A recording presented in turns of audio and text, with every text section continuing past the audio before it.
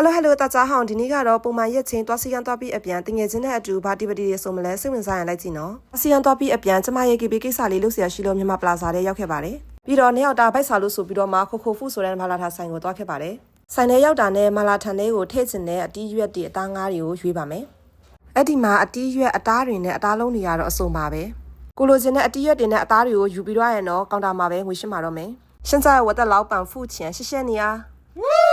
ပြီးတော့ကိုစားကျင်တဲ့ပုံစံအတိုင်းအချင်းလေးတွေစပ်ပါမယ်အချင်းဖောက်ဖို့အတွက်ချထားပေးတဲ့ ingredient လေးတွေကလည်းစုံစုံလင်းလင်းပါပဲပြီးတော့စကားလေးပြောရင်အေးလေးတောက်ရင်လည်းမာလာထန်လေးကိုစောက်ပါမယ်ကဲရောက်ပါပြီစားရတောက်အောင်မယ်ဆိုမျက်နှာအဲ့လိုကဲစားပါတော့မယ်ဒီမာလာထန်ရဲ့ရတာကလေထိမိပြီးတော့တော်တော်လေးစားလို့ကောင်းတယ်ကိုကအခုတလောသွားတိုင်စိုက်ထားတော့နည်းနည်းမာတဲ့အရာတွေစင်မစားနိုင်ဘူးပြောတဲ့အရာတွေပဲရွေးပြီးစားရတယ်ဒီမာလာထန်ကလေတော်တော်လေးနဲ့မှများတာနှစ်ယောက်တာဘိုက်တင်းနေအောင်စားရတယ်ဒီမှာကြည့်ကျမတင်ငယ်ချင်းကျမကိုပစုံခွာပေးနေတာအလောက်ထိ queue ဆိုင်ပေးတဲ့ငယ်ချင်းတွေရှိနေမှဖြင့်ဘလို့လို့ပြီးတော့ရီစားလို့တော့မှလည်းဟုတ်တယ်မလား